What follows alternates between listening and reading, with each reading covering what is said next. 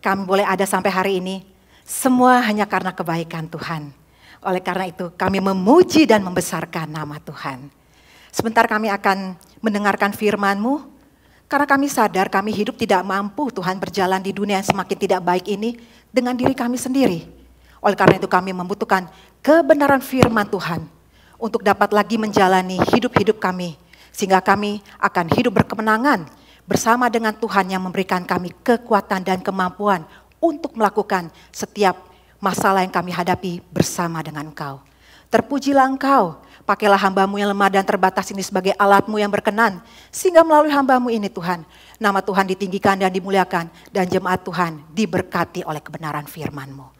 Di dalam nama Tuhan Yesus, kami berdoa dan mengucap syukur kepada Bapa di surga. Amin. Selamat hari Minggu saudara. Kok pelan?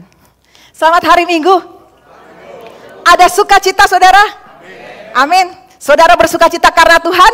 Amin. Puji Tuhan. Hari ini adalah hari yang spesial. Kita mengadakan Minggu Puja dan Sabda. Saudara, tema yang dibawakan pada pagi hari ini adalah bersukacitalah di dalam Tuhan.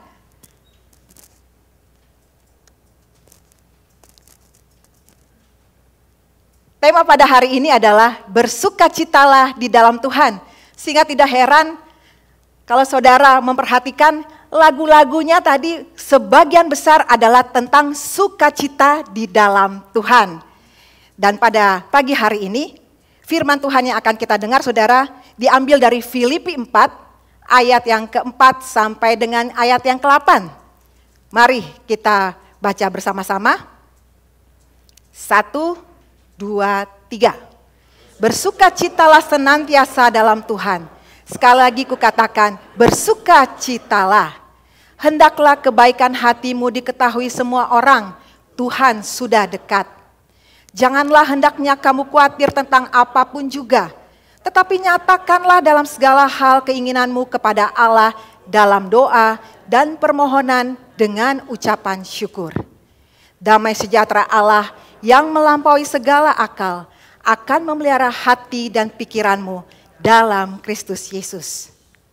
Saudara, surat Filipi disebut juga dengan surat cintanya Paulus atau surat sukacita dari Paulus. Padahal saat itu Paulus sedang berada di dalam penjara. Dia sedang menderita. Tapi Paulus menasihati jemaat Filipi supaya tetap bersukacita senantiasa di dalam Tuhan. Bahkan sampai 2 kali dia tegaskan, bersukacitalah senantiasa di dalam Tuhan. Sekali lagi kukatakan, bersukacitalah. Berarti ini hal yang sangat penting. Orang Kristen sejati bisa tetap bersukacita dalam Tuhan walaupun ada tantangan, walaupun ada kesulitan, walaupun ada ancaman. Sebab bersukacita di dalam Tuhan tidak tergantung kepada situasi dan kondisi. Tapi karena Tuhan yang menaruh di dalam hati seseorang. Nah pertanyaannya, bagaimana kita tetap bersukacita senantiasa di dalam Tuhan? Ada 3 rahasia saudara yang mau kita pelajari pada pagi hari ini. Pertama, dalam ayat yang kelima dikatakan, hendaklah kebaikan hatimu diketahui semua orang. Tuhan sudah dekat. Artinya, dalam situasi mendesak, Tuhan yang datang atau kita yang pergi. Oleh karena itu, kita harus memakai kesempatan untuk berbuat baik. Jangan membalas kejahatan dengan kejahatan, tapi lakukanlah yang baik walaupun saudara tidak menerima yang baik. Sebab saudara tidak tahu kapan saudara dipanggil, kapan Tuhan datang. Dengan melakukan kebaikan akan timbul sukacita. Tapi kalau saudara melakukan yang jahat, hati saudara tidak bersukacita. Saudara akan menjadi guilty feeling. Saudara akan sedih, saudara akan susah. Karena apa? Hati saudara tidak bersukacita. Itulah sebabnya dalam situasi apapun, supaya bisa bersukacita senantiasa di dalam Tuhan, harus berbuat baik. Kenapa berbuat baik? Karena berbuat baik memberikan kita rasa ketenangan, rasa damai sejahtera, rasa sukacita dari Tuhan. Berbuat salah menghasilkan rasa salah, dikejar-kejar oleh dosa karena berbuat dosa. Dan memang ciri khas orang Kristen yang sejati adalah tidak membalas kejahatan dengan kejahatan, tapi tetap berbuat baik. Sebab pembalasan datangnya dari Tuhan. Pada suatu hari, ada seorang pria, dia sangat kesal karena pabriknya sejak berdiri selalu ditimpukin oleh anak-anak jalanan. Sudah berapa puluh kali alarm dari pabriknya berbunyi. Belum lagi kaca-kaca pabriknya pecah. Tembok-temboknya juga pada kotor. Pria ini sangat geram terhadap anak-anak jalanan itu. Suatu hari, dia memergoki ada 3 anak mencuri mangga di halaman pabrik. Dan ketiga anak ini terpojok dan merasa ketakutan. Pria ini naik darah. Tapi tiba-tiba saudara, dia teringat firman Tuhan. Jangan membalas kejahatan dengan kejahatan. Akhirnya dia memberikan tiap anak itu 1 mangga sambil menasihati. Lain kali kalau mau mangga minta aja, tapi jangan mencuri. Dan 2 hari kemudian ada 5 anak datang ke pabrik itu untuk minta mangga. Dan pria ini melayaninya dengan sabar. Dia tidak merasa terganggu. Lama-lama saudara, tiap sore mereka datang ke pabriknya pria tersebut. Tapi bukan lagi untuk minta mangga, melainkan untuk berteman. Dan pria ini mengajari anak-anak jalanan membaca, menulis, dan yang terlebih indah, dia menginjili mereka. Dan puji Tuhan saudara, anak-anak jalanan itu menerima Yesus sebagai Tuhan dan Juru Selamat. Dan sejak saat itu, pabriknya aman, tidak ada yang mengganggu, tidak ada yang nimpuk-nimpuk lagi. Dan anak-anak jalanan ini bisa belajar membaca dan menulis, bisa merasakan kasih Tuhan. Dan yang lebih luar biasa, mereka menerima keselamatan. Saudara, saat orang berbuat jahat kepada saudara, biasanya kita ingin membalas. Kenapa? Karena kita merasa terganggu, kita merasa terluka. Dan saat kita membalas, ada perasaan puas di dalam hati kita. Namun, pembalasan membuahkan pembalasan, melahirkan lingkaran dendam yang tak berkesudahan. Oleh karena itu, Rasul Paulus memberikan saran yang radikal. Berbuat baiklah terhadap musuhmu. Roma 12 ayat yang ke-17 dan ayat yang ke-20 berkata, janganlah membalas kejahatan dengan kejahatan. Lakukanlah apa yang baik bagi semua orang. Tetapi jika seterumu lapar, berilah dia makan. Jika dia haus, berilah dia minum. Dengan berbuat demikian, kamu menumpukan bara api di atas kepalanya. Saudara, tetaplah berbuat baik, meskipun saudara tidak menerima kebaikan.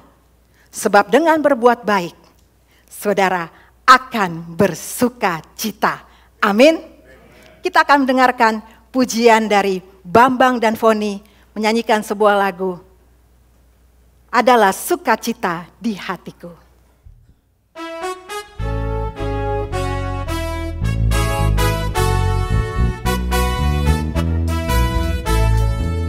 Adalah sukacita di hatiku, di hatiku, di hatiku adalah sukacita di hatiku, diberikan Tuhanku. Aku bersyukur, bersuka cita, kasih Tuhan diam di dalamku. Aku bersyukur, bersuka cita, kasih Tuhan diam di dalamku. Adalah sukacita di hatiku, di hatiku, di hatiku adalah sukacita di hatiku. Diberikan Tuhanku, aku bersyukur, bersuka cita, kasih Tuhan diam di dalamku. Aku bersyukur, bersuka cita, kasih Tuhan diam di Saudara-saudara, dalamku. mari kita naikkan pujian ini. Adalah sukacita di hatiku, Di hatiku, di hatiku adalah sukacita di hatiku. Diberikan Tuhanku, aku bersyukur, bersuka cita, kasih Tuhan diam di dalamku. Aku bersyukur, bersuka cita, kasih Tuhan diam di dalamku. adalah sukacita, Adalah sukacita di hatiku, di hatiku, di hatiku adalah sukacita di hatiku. Diberikan Tuhanku, aku bersyukur, bersuka cita, kasih Tuhan diam di dalamku. Aku bersyukur, bersuka cita, kasih Tuhan diam di dalamku. kasih Tuhan. Kasih Tuhan diam di dalamku, kasih Tuhan diam di dalamku.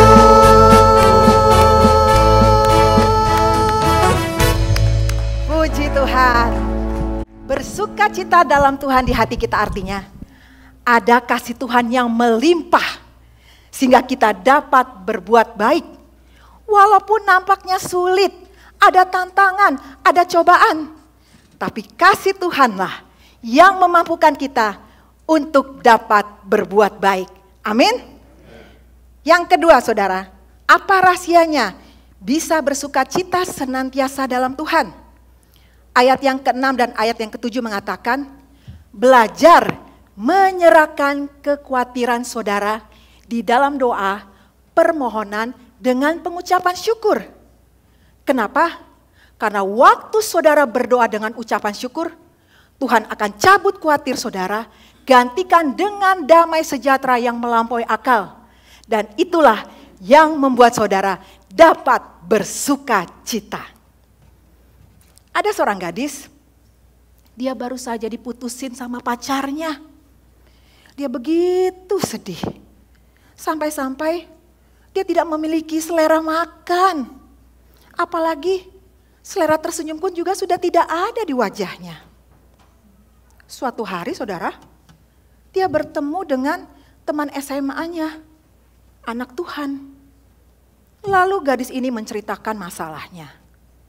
Dan teman SMA-nya menganjurkan dia untuk berdoa. Mendengar doa, gadis itu tertawa dan berkata, emangnya doa bisa membawanya kembali kepadaku? Tapi karena dia sudah tidak tahu lagi harus berbuat apa, akhirnya dia berdoa. Keesokan harinya, dia bertemu lagi dengan teman SMA-nya. Dan teman SMA-nya bertanya, bagaimana keadaanmu hari ini? Sudahkah dia menghubungimu? Sudahkah kau berdoa? Lalu gadis ini menjawab, memang dia tidak menghubungiku, tapi aku sudah berdoa. Lalu kau marah, kesal, benci, karena doamu tidak berhasil membawanya kembali kepadamu. Mendengar itu gadis itu tersenyum dan berkata, memang doaku tidak berhasil membawanya kembali kepadaku. Tapi doaku semalam berhasil membuatku tidak menginginkannya lagi. Sekarang aku merasakan kedamaian. Aku merasakan ketenangan. Terima kasih teman. Mulai hari ini aku akan terus berdoa tentang apapun masalah yang kuhadapi. Supaya ketenangan dan kedamaian selalu ada di dalam hatiku. Saudara, adakah pergumulan, masalah, penderitaan yang membuat saudara menderita? Cara yang paling mudah agar saudara terlepas dari kekhawatiran, tetaplah berdoa dengan ucapan syukur. Maka damai sejahtera yang melampaui akal dicurahkan ke dalam hati saudara. Sehingga saudara dapat bersuka cita. Amin. Saudari Joyce Pangemanan akan menaikkan sebuah lagu. Yesus hanya sejauh doa.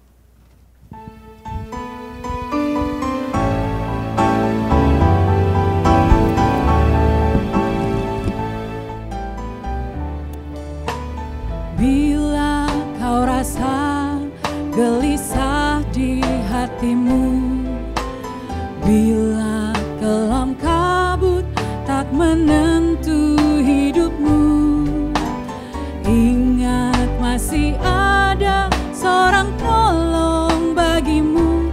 Yesus tak pernah jauh darimu. Bila cobaan menggodai hatimu, bila sengsara menimpa keadaanmu, ingat Yesus takkan pernah jauh darimu. Ia selalu pedulikan kamu. Berseru memanggil namanya, berdoa Dia akan segera menghampiri dirimu. Percaya Yesus tak jauh darimu, Dia hanya sejauh doa.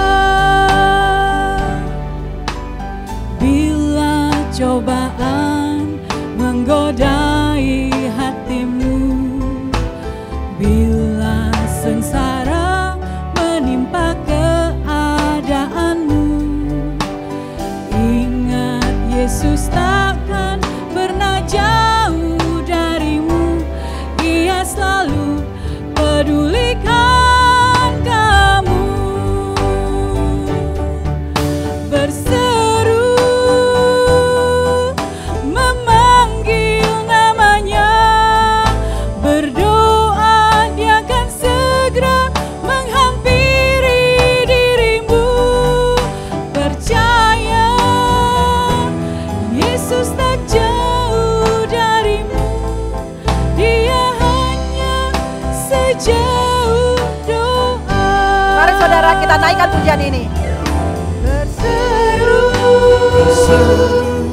Memanggil namanya, berdoa Dia akan segera menghampiri dirimu. Percaya Yesus tak jauh darimu, Dia hanya sejauh doa. Naikkan pujian ini dari awal. Bila kau rasa gelisah di hatimu, bila kelam kabut tak menentu hidupmu, ingat masih ada seorang penolong bagimu. Yesus tak pernah jauh darimu. Bila cobaan, bila cobaan menggodai hatimu, bila sengsara menimpa keadaanmu, ingat Yesus takkan pernah jauh darimu. Ia selalu pedulikan kamu. Berseru memanggil namanya, berdoa Dia akan segera menghampiri dirimu. Percaya Yesus tak jauh darimu, Dia hanya sejauh doa. Berseru memanggil namanya, berdoa Dia akan segera menghampiri dirimu.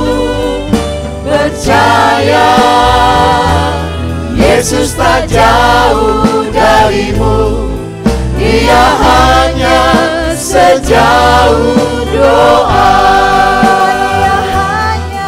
Dia hanya sejauh doa. Dia hanya sejauh doa.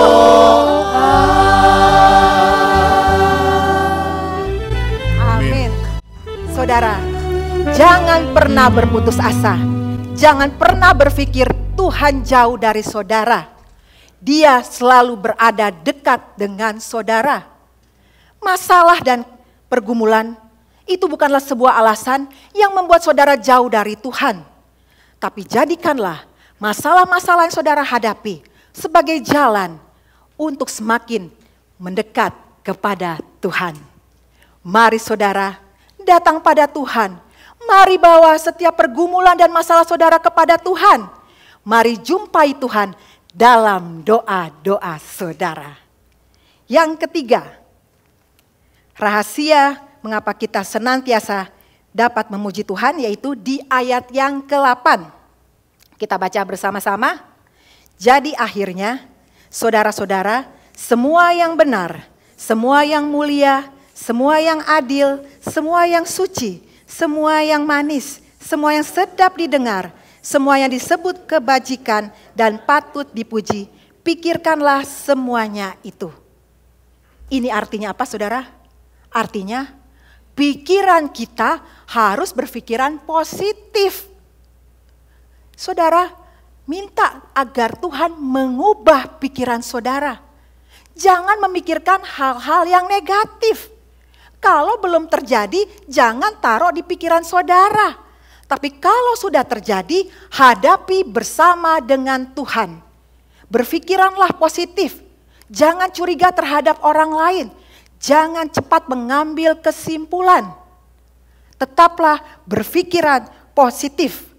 Dan percaya saudara, Tuhan selalu memberikan yang terbaik. Walaupun kita harus menghadapi lika-liku. Tapi yakinlah, ujungnya selalu mendatangkan kebaikan. Ada seorang ibu menderita batu ginjal yang sudah sangat parah. Lalu dokter menyarankan agar ibu ini segera dioperasi. Lalu ibu ini menyanggupi dan memang mau dioperasi. Dan saat dia sudah berada dalam ruang operasi saudara, tiba-tiba ibu ini mengambil tasnya, membuka dompetnya dan menghitung uangnya. Melihat itu, si dokter berkata, Bu, gak usah bayar sekarang Bu, nanti aja kalau operasinya udah selesai. Lalu si ibu itu berkata, ini bukan mau bayar dokter, tapi kan nanti saya mau disuntik bius. Saya make sure, kalau sudah sadar duit saya gak hilang. Saudara, cerita ini menggambarkan seorang ibu yang berpikiran negatif. Padahal dokternya mau berbuat baik, mau operasi batu ginjalnya. Kadang orang mau berbuat baik pada kita, kita curiga dia mau berbuat jahat sama kita. Misalnya, kalau suamimu pulang terlambat, apa yang saudara pikirkan? Ayo ibu-ibu jawab, saya tunggu nih.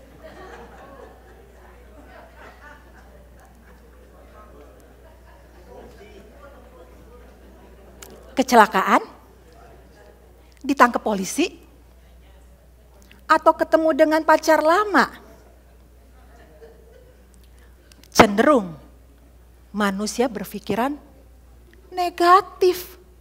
Sebagai orang Kristen, kita tidak boleh berpikiran, aduh bagaimana ya kalau ini terjadi, bagaimana ya kalau itu terjadi, kalau, dan kalau. Di pikiran kita selalu negatif terus. Ternyata saudara, suaminya pulang terlambat mau beliin kado.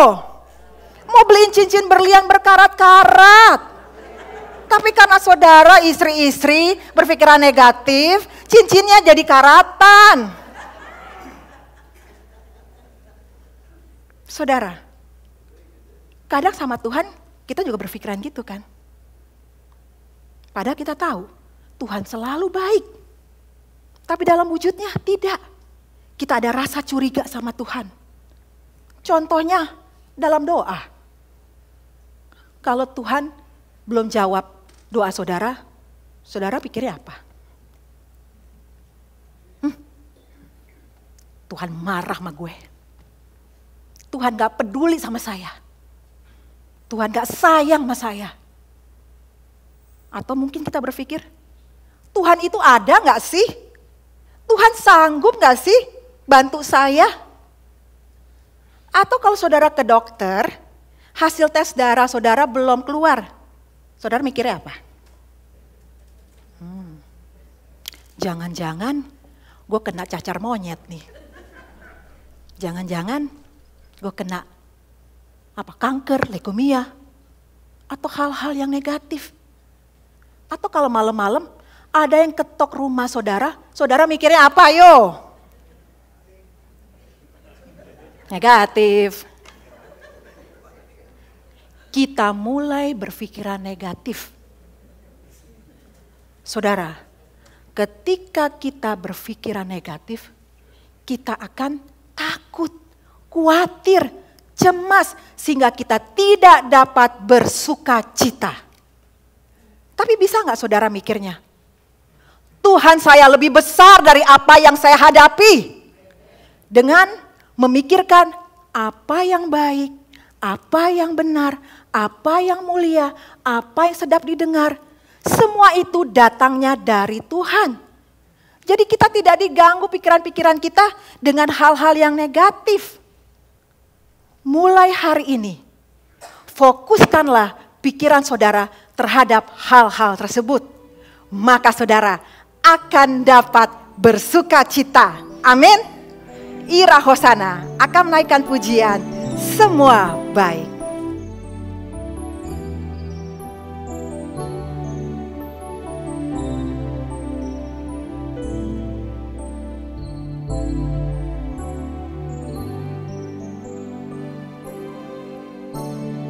Dari semula telah kau tetapkan hidupku dalam tangan-Mu, dalam rencana-Mu Tuhan. Rencana indah telah kau siapkan bagi masa depanku yang penuh harapan. Semua baik, semua baik, apa yang telah kau perbuat di dalam hidupku. Semua baik, sungguh teramat baik. Kau jadikan hidupku berarti.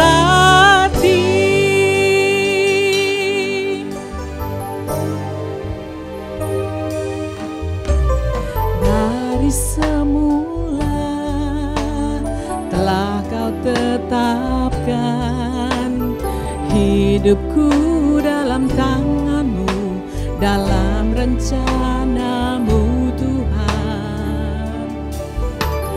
Rencana indah telah kau siapkan bagi masa depanku yang penuh harapan.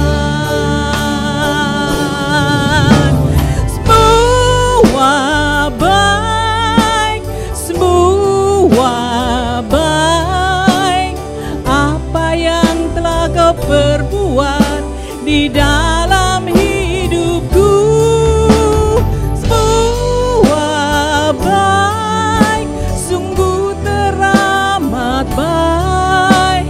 Kau jadikan hidupku berarti. Mari saudara naikkan pujian semua baik. Semua baik, semua baik. Apa yang telah kau perbuat di dalam hidupku. Semua baik, sungguh teramat baik. Kau jadikan hidupku berarti. Naikkan pujiannya sekali lagi. Katakan dari semula. Dari semula telah kau tetapkan hidupku dalam tangan-Mu, dalam rencana-Mu Tuhan.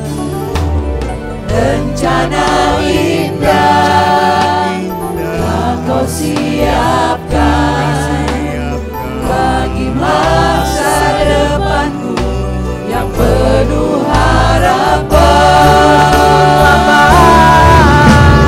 Semua baik, semua baik. Apa yang telah kau perbuat di dalam hidupku. Semua baik, sungguh teramat baik. Kau jadikan hidupku berarti.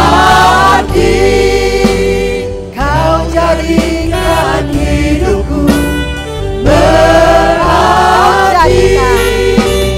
Kau jadikan hidupku berarti. Amin saudara. Tidak ada satupun masalah yang kita hadapi tidak berujung kebaikan. Selalu Tuhan memberikan yang terbaik. Walaupun dari pihak iblis ingin membuatnya menjadi tidak baik, tapi kasih dan kuasa Tuhan lebih besar. Jadi dengan demikian saudara, kalau kita jelas tahu sifat Tuhan, tidak ada alasan dari kita untuk berpikiran negatif, untuk berpikiran yang tidak baik. Karena kita tahu semua yang diizinkan Tuhan terjadi untuk mendatangkan kebaikan bagi kita yang mengasihi Dia. Dan itulah yang membuat kita dapat bersukacita senantiasa di dalam Tuhan. Saudara, saya mengajak kita semua di Minggu Puja dan Sabda ini, kita sama-sama belajar, saudara dan saya.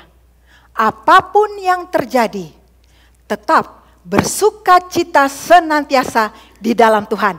Amin.